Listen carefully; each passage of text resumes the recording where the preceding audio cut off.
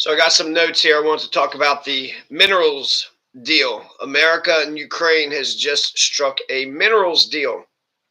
Now you have Fareed Zakaria. He said that Zelenskyy got what he wanted. Zelenskyy got what he wanted. Though Fareed Zakaria admitted that he didn't know precisely what the deal was. And then you had Donald goes in demanding a $500 billion minerals deal. And there was that spat where he had said that Zelenskyy was a dictator. And then he also said it was Ukraine that had invaded Poland or had invaded the Sudetenlands. No, Austria. No. He said Ukraine had invaded Russia. I'm not even sure, like, Ukraine has barely, like, even gone into Russia, even during the war. Even during the war, it's been 3 years. 3 years since the invasion, but actually Putin invaded in 2014 and Putin invaded in 2022. Zelenskyy is elected. 75% of the people had voted for Zelenskyy, and then they also have free and unfettered debate in the legislature. Putin is clearly the dictator. Putin is clearly the dictator. If we drop Ukraine, then that means all the borders in Europe is up for grabs. You even got that Frederick Merz, right? So the conservatives have won power in Germany. Frederick Merz had said that it's clear that America is turning away from Europe and they're getting into bed with Russia. And so what Germany needs to do is to build up a European defense amongst themselves outside of NATO. Marco Rubio said that they had been on the phone with Zelenskyy, so they were saying that, pretending that we didn't involve him in the conversation. Well, that's just wrong. And then when the question was asked to Marco Rubio, does Putin want to end the war? He said he didn't know. He didn't know if Putin wants to end the war. And that was the question that they had presented to Putin. Do you want to end this war? They want to test that proposition because both sides have to agree to end the war. So yeah, Donald got it wrong. Bernie Sanders is mad. Donald said that Zelenskyy had started the war and that Zelenskyy is a dictator. But it's the exact opposite. You remember Alexei Navalny, any political opponent of Putin, he poisons. Putin got into power in 1999 through terrorism. He was the defense minister and did a bunch of terrorism in the Caucasus Mountains. They have a bunch of sham elections where he gets 90% of the vote. There's no free speech in Russia. There's no freedom of the press. You don't have a right to protest. You have thousands of people that's in jail right now for protesting against the occupation of Ukraine. 20% of Ukraine right now is being occupied by Russia. So this is scary times because Donald aligned with Putin. Donald Trump is aligning with Putin. That's his buddy. That's his friend, right? But the Democratic friends in Europe, he is turning his back on. So the Democratic republics in Europe, those are our enemies. But the 26-year dictator of Russia, that's our buddy, that fascist terrorist dictator. Why does he admire dictators? Why does he look up to dictators? And it's incredible that they don't even know Putin wants to end the war. So Frederick Merz knows what's up, the new conservative president of Germany. He knows what's going on. Alexei Navalny, his people knows what's going on. What, he died in prison? Why? Because he ran against Putin? Let's see, what other notes do I have here? With the minerals deal, you had 5% of the world's raw materials is in Ukraine, including titanium. They use titanium for airplanes and medical equipment. There's also supplies for making weapons and drones. So what's good and bad about this minerals deal? I think by signing on to the deal, it gives America a stake in Ukraine. It gives them skin in the game. It gives them a dog in the fight. And so now will want to defend Ukraine because, well, hell, how are the corporations going to exploit their minerals? Donald comes in hot, right? He wants a $500 billion minerals deal. I want a $500 billion minerals deal. But that's his style, right? Comes in with a bunch of craziness and bombast. And the problem is, if you start negotiations too high, you know, it's like, hey, I'll sell you this this penny for $1 million. A penny for $1 million. All right. $1,000? $1,000 for a penny. $50? $10. A dime. How about a penny for a penny? How about I give you $1 million if you just forget this whole thing ever happened? So sometimes you could just be so outlandish, that's not even a starting point. But he comes in outlandish, and as long as he gets something right, then he can say, see, I got that minerals deal. Did y'all see what I did? I shook Zelenskyy down and I got a minerals deal. Wasn't that the whole reason he got impeached? Was that he wanted a quid pro quo? He was like, hey, why don't you do some research into the Biden family, the Biden crime family? And then when it comes to minerals, it's going to take, years before you get the companies out there with the equipment in order to start mining the minerals. And how important are these minerals? Do we not have titanium here in the U.S.? I bet you there's a bunch of minerals out in Utah and Idaho, and probably some even on Blair Mountain.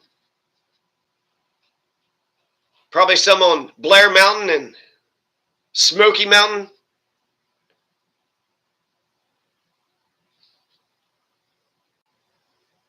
What other mountains do I know?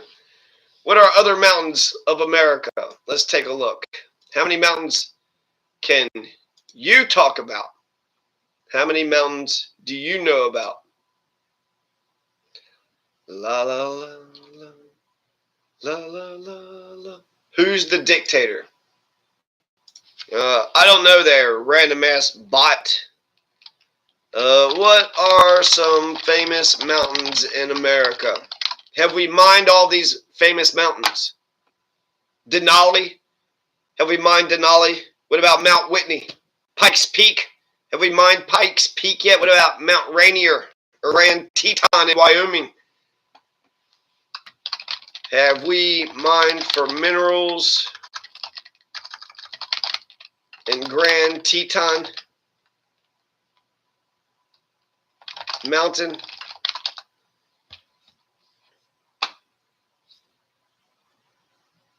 Grand Teton itself, the highest peak in the Teton Range, hasn't been mined for minerals in any significant way. The mountain and its surrounding area in Grand Teton National Park. So we're trying to get some sort of minerals deal out in the badlands of Ukraine and the wastelands of Ukraine when our own mountains here haven't been mined for minerals.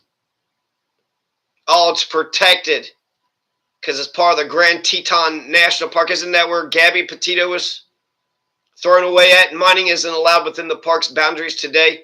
A lot of these companies can just, sign a deal and get past those restrictions. Historically, though, the broader region saw some prospecting activity in the late 1800s, driven by gold fever spilling over from Montana and California. Prospectors poked around Jackson Hole and the Teton foothills, but the Tetons themselves, including Grand Teton, it didn't yield much. The geology, mostly ancient metamorphic rocks like gneiss with some sedimentary layers, doesn't hold the kind of mineral wealth that sparked big mining operations elsewhere. In the Rockies, there's one notable exception near the Teton Range. Death Canyon, just south of Grand Teton, had a small success with the galena, a lead ore. All right, so no. We're not even. France and the UK is sending troops to the Ukraine. There's a big problem with the Ukraine-America minerals deal because if there's a breakdown, who's going to mediate? Who's going to be the neutral, unbiased mediator? Is it going to be the United Nations, the International Criminal Court? Is it going to be Italy? Who is going to negotiate? who breaks down this agreement. So I think there's pros and cons. It gives, America's got some skin in the game. America has a stake in Ukraine. America has a dog in the fight. And so with a dog in the fight, perhaps we'll start to give a damn about Ukraine. Because, I mean, what about the minerals? What about those minerals that we were going to be allowed to mine? Well, clearly we're going to have to send troops just to protect those mineral fields. And then they wrote out all the offensive parts of the agreement. So anything that said that they didn't have, sovereignty. If France and the UK sends troops to the Ukraine and Putin bombs the French and the United Kingdom's troops due to Article 5 of NATO, that is supposed to be obligatory. That's supposed to trigger Article 5 of NATO. An attack on one is an attack on us all. And, I like that, to be honest with you, that we're actually looking after our neighbors. They look after us. We look after them. All for one and one for all, like the Three Musketeers, like D'Artagnan. I'm not for sure where D'Artagnan is. Persian County. Persian County took D'Artagnan. So I hope you're okay, D'Artagnan. I think about you a bunch. Some support genocide, but not defending Ukraine. I feel like these issues are super easy, right? If you have a neighbor and your neighbor has a bunch of kids, let's say you got neighbor A and neighbor B, okay? So you got one neighbor and then another neighbor. Neighbor A, neighbor B. Neighbor A just starts killing neighbor B's kids, like the genocide in Israel and Gaza. Well, clearly neighbor A is in the wrong. Now let's, neighbor C and neighbor D. Neighbor D says that long time ago he owned neighbor C's land, and so he just puts a bunch of military troops on the edge of that land. It's shocking to me because it's like Nelson Mandela says that America doesn't care about human beings, and I think there's something to that. How could you say that a pack of rapists, thieving, murdering thugs that's fucking over your neighbors, that's okay? And then somebody who's bombing the shit out of the kids against your other neighbors, that's okay too. It's like people are okay with genocide, but they're not okay with the golden rule. You treat your neighbor as yourself. They're okay with killing a whole bunch of kids, but they're not okay with defending your neighbor who's being attacked. That makes no damn sense. It's like they're fucking evil. They're just straight up fucking evil. Well, we shouldn't defend him, even if he's got a right to defend himself, and he is his own house and his own land, and he paid for the title, and he's been in his own. We're not going to do the good fight. What about this fight over here where you're just murdering 300,000 Palestinians? Yeah, that's okay. Hell, I'll send $7 billion for that. Let's give them unlimited amount of money. During the revolution, you had the Battle of Saratoga. I remember Zelenskyy had quoted the Battle of Saratoga. How many Americans can even point out what the Battle of Saratoga was? So just some broad strokes. The Battle of Saratoga is what's going to be, it's a big turning point in the Revolutionary War. Because of the Battle of Saratoga, because America is a colony, America's undeveloped, and we're taking on the biggest empire in the Navy, the biggest Navy in the world. So we're taking this big naval empire, this imperialist colonizing naval empire on, and France was reluctant to, join one side or the other. The France and England has been, notorious enemies throughout history. They didn't know if the Americans could actually win. They didn't know if we, the Americans, could actually take down the redcoats, if we could take down the occupiers, if we could take down the imperialists. And so the Battle of Saratoga is significant because we won the Battle of Saratoga. And because we won the Battle of Saratoga, our diplomats that was in France at the time was able to get King Louis XVI. We were able to get France to back us up, to send us some money, some supplies, and maybe even some troops. The Marquis de Lafayette, he's going to help us fight. I'm not sure if we would have won the damn war without the French. The French naval commander is going to help us win in Yorktown. So it was absolutely crucial that France had backed us up. And also, France is going to acknowledge us on the world stage, acknowledge us, that we're our own country, we're a sovereign nation. So the Battle of Saratoga was an important turning point, not just for the war itself, but for the world's perception of the war. They're like, damn, them Americans might actually be able to win this thing. And Zelenskyy had, referenced the Battle of Saratoga. He also referenced some things in World War II, the Battle of the Bulge. He was saying how they had, American troops had endured winter hardship. And then Valley Forge, of course, is known for the exact same thing. Battle of Saratoga, pivotal moment in the U.S. Revolutionary Wars, fought in 1777 in upstate New York. It wasn't just one battle, but a series of engagements with the two most significant clashes happening in September 19th. The Battle of Freeman's Farm in October 7th, the Battle of Bemis Heights. Have we started mining in Bemis Heights? What about Freeman's Farm? Have we tried to mine some minerals out of the American forces? General Horatio Gates, bolstered by the sharp shooting skills of Colonel Daniel Morgan, leadership of Benedict Arnold before his infamous betrayal, faced off against the British under General John Burgoyne. Burgoyne's plan was to march south from Canada, link up with other British forces, cut off New England from the rest of the colonies. Things started unraveling for him after a loss at Bennington in August, and it didn't get better at Freeman's Farm. The British technically won the field, but took heavy casualties, about twice as many as Americans. By October, Burgoyne was in a bind, low on supplies, outnumbered, with reinforcements nowhere in sight. At Bemis Heights, the Americans turned the tide decisively. Arnold, defying Gates's orders, led a bold charge that broke the British lines. Benedict Arnold, is this when Benedict Arnold was our friend, 1777, so this is just 1 year into the revolution. George Washington lost, 30 fucking battles in the very beginning. So the great Benedict Arnold charged through Gates, defied Gates, the famous Horatio Gates. He defied his orders. He led a bold charge that broke the British lines, forcing Burgoyne into retreat. October 17th, Burgoyne is going to surrender his entire army of roughly 5,800 men, 5,800 men. That's a big fucking decisive, good for Benedict Arnold. If it wasn't for that good old Benedict Arnold. Good old Benedict Arnold. He should have got a fucking promotion for that. Horatio Gates, a lot of times in the Civil War, the Americans had an opportunity to crush the racist terrorist, the treasonous, traitorous, racist terrorist who was trying to destroy the Union. So many times, McClellan could have just smashed up the opposition's army, but instead he was just holding the army off, holding the army back. And then once the army was held back, he wouldn't give chase. He wouldn't give chase and try to smash the damn army and put an end to the war. But that's what good old Benedict Arnold. How come they only say Arnold? Good old Benedict Arnold. He was the hero.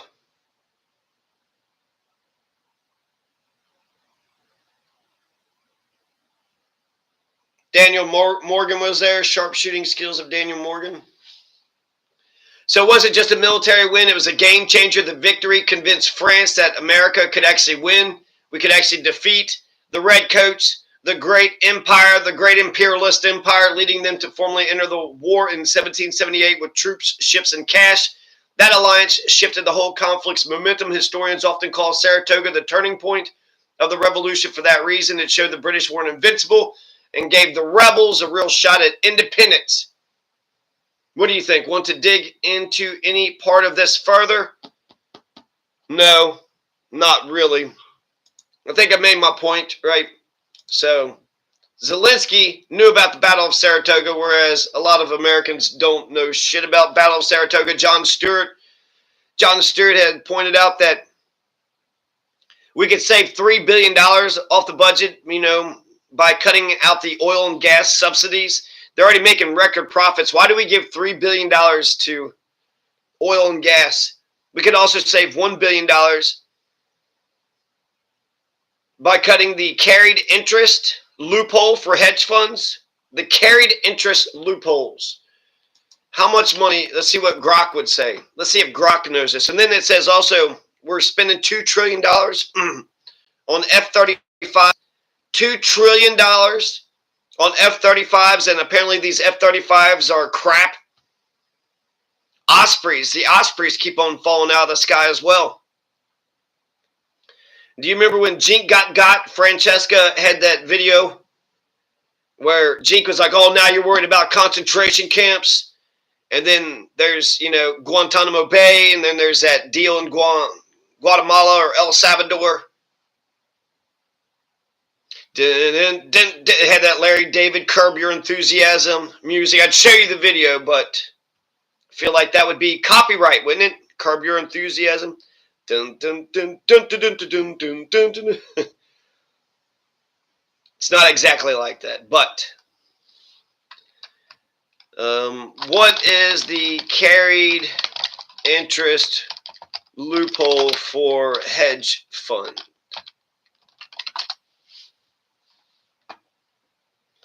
The carried interest loophole refers to a tax provision that allows hedge fund managers, private equity investors, certain other investment professionals to pay a lower tax rate on a portion of their income. Here's how it works in simple terms.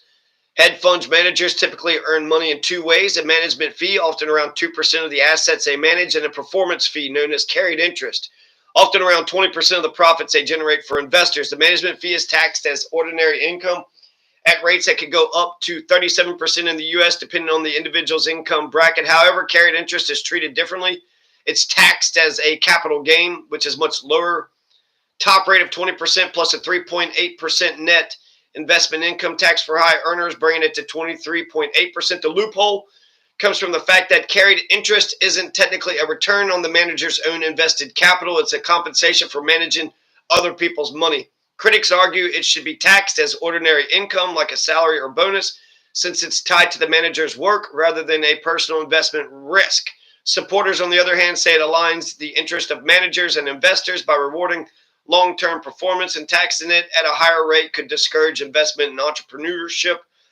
This tax treatment has been a hot topic for years, especially because it could save extremely wealthy fund managers millions in taxes annually, amplifying debates about fairness in the tax code. Efforts to close the loophole have popped up in Congress periodically, but it's still in place as of now, largely due to lobbying from the finance industry and political gridlock.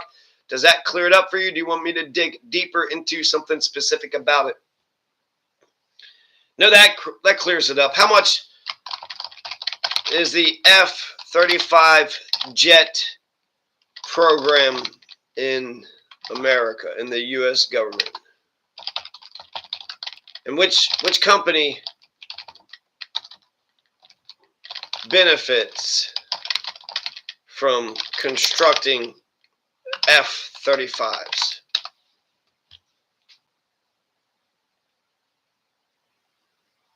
It's one of the most expensive military projects in U.S. history. It's projected to exceed $2 trillion. Damn. F-35s, it's just the F-35s. I thought it might have been a military-industrial complex thing. No. F-35s cost $2 trillion. F-35s? Are we using them? Do we use F-35s? It updated the estimates of 1.7 trillion. You know how much fucking a trillion goddamn dollars are? So we have trillions for goddamn war, but we don't have, a couple pennies for homelessness.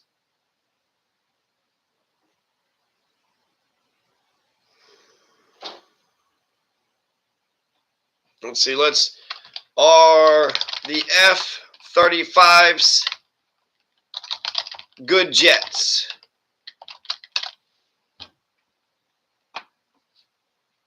They're a mixed bag with incredible strengths and glaring flaws and a lot of controversy baked into their story. Why would something we spend $2 trillion have glaring flaws? On the plus side, the F-35, officially the Lockheed Martin F-35 Lightning II, is a technological marvel. It's a stealth fighter designed to be nearly invisible to the radar. Thanks to its shape and radar-absorbent materials, it's packed with advanced sensors like AN/APG-81 radar and the distributed aperture system, which give pilots a 360-degree view of the battlefield, even though the jet itself using helmet-mounted displays. The situational awareness is a game changer in modern air combat, where knowing what's around you often trumps raw speed or raw speed or firepower. The F-35A can hit Mach 1.6, about 1,200 miles per hour, carrying 18,000 pounds of weapons. Internally and externally integrates seamlessly with other U.S. and allied systems via its data sharing capabilities. The F-35B's ability to take off from short runways and land vertically makes it a unique asset for the Marines, while the F-35C's carrier compatibility extends the Navy's reach. Pilots who've flown it, like those in red flag exercises, often rave about its ability to dominate simulated engagements, racking up kill ratios as high as 20-1 against older jets. But the F-35 has a laundry list of issues that critics love to hammer. For starters, it's been plagued by delays and cost overruns, technical glitches since the program kicked off 2001. Early on, it faced problems like software bugs, engine fires, and a faulty ejection seat that risked snapping lightweight pilots' necks. They said it was fixed by 2021, but still, right, that's a little, I got to eject, get the hell out of here. Oop, my neck has been snapped because I hit the ejection button. Software bugs, engine fires. Even now, the jet's not fully combat ready in some respects, blocked for upgrades, meaning to unlock its full potential with new weapons and software are years behind schedule. $16 billion over budget as of 2024. Sustainment costs are brutal too, running about $38,000 per flight hour for the F-35A, way higher than the F-16's, $25,000 per flight hour. That's part of why the Air Force can only keep about 54% of its F-35's mission capability at any given time, compared to 70% for legacy fighters. Critics like Pierre Spree, a vocal skeptic until his death in 2021, called it a turkey. Too slow, too heavy, too expensive to justify replacing cheaper, proven jets like the F-16 or the A-10. In real-world action, it's hard to judge yet. The F-35 has seen limited combat. Israel's used it since 2018 for strikes in Syria and Gaza. Fucking awesome. So not only do we give $7 billion, here's a pile of cash, we're also giving F-35s to fucking Gaza and Syria. A lot of Iraq and Syria that had to do with Israel, right? They're Israel's enemies, so claiming dozens of successful missions without losses in the U.S., like Iran, and the U.S. deployed it in Afghanistan and Iraq for ground support, but it hasn't faced a peer adversary like Russia or China, where its stealth and sensors would really be tested against advanced air defenses like the S-400. Simulations and war games suggest it'd hold its own, but some argue it's overkill for low-intensity conflicts like bombing insurgents and unproven for high-end flights. Are they good? If your value cutting-edge technology and future-proofing against sophisticated enemies, it's a leap forward, warts and all. If you prioritize affordability, reliability, and simplicity, it's a bloated mess. So the truth is probably in the middle, a jet with unmatched potential that's still shaking off a troubled birth. What angle matters most to you? That was a good explanation there, Grok. Last thing I want to mention is all these damned fucking child abuse cases. I saw a video where the guy was saying, a cop was telling a father, you could beat your kid. You could belt him, you could beat him, you could throw him downstairs.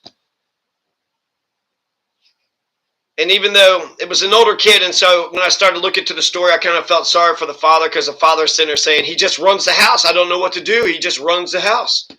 And, that has to suck. So there does need to be some sort of middle ground.